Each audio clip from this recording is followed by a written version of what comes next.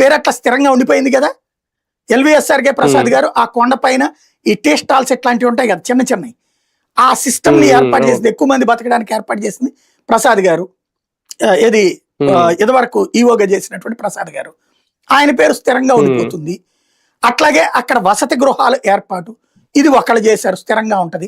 పెళ్లిళ్ల ఏర్పాటు రాజశేఖర రెడ్డి హయాంలో చేసుకొచ్చారు, కరుణాకర్ రెడ్డి ఉన్నప్పుడు ఈటిట్లో చేశారు. ఏది ఇళ్ళు అక్కడ ఫ్రీగా వివాహం చేసుకోవడం, ఇదివరకు ఇళ్ల దగ్గరకు వచ్చేసేవాళ్ళు.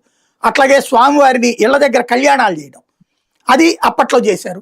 ఈ గుర్తుండిపోతాయి కదా వీటిని.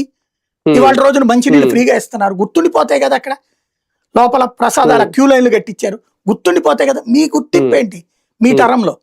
మంచి దర్శనం నువ్వు చేసేది ఎవడున్నా దర్శనం మంచిదే, ఇంకొంచెం మంచిగా త్వరగా జరిగేటట్టు ఉంటే బాగుంటది.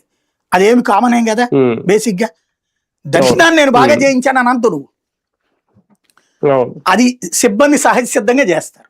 ఒక పాలక మండలి తన జీవితంలో తనకు వచ్చిన అవకాశాన్ని సద్వినియోగం చేసుకోవాలంటే, ఇప్పుడు ఎస్విబిసి పెట్టారు, కరుణాకర్ రెడ్డి టైంలో పెట్టినప్పుడు నేనే నెగిటివ్ గా వార్తలు రాసి, ఇన్ని ఛానళ్ళు ఉండగా మీరు ఎందుకు ప్రైవేట్ గా పెడతారని చెప్పేసి. తర్వాత ఇవాళ అదే ఎస్విబిసి తీసేయగలరా? ఎస్విబిసి వల్ల ఎంత చైతన్యం వచ్చింది వాళ్ళ దాంట్లో. ఆ రోజున రాయడానికి కారణం ఏంటంటే డబ్బులు, టీటీడీ డబ్బులు దానికి నెలలా ఖర్చు పెట్టడం ఎట్లాగా అన్నది. ఇప్పటికి కూడా టీటీడీ డబ్బులే పెడుతున్నారు, కానీ స్వామివారికి అది రీచ్ అయిపోయింది పబ్లిక్, స్వామివారి సేవ. ఇవాళ రోజున తిరుమల తిరుపతి దేవస్థానం ఇన్ఫర్మేషన్ ప్రజలకి చేరువైంది, ఇదివరకు తెలిసేది కాదు. అన్ని భాషల్లో పెట్టడం వల్ల టీటీడీకి సంబంధించిన ఇన్ఫర్మేషన్ అంతా అన్ని భాషల్లో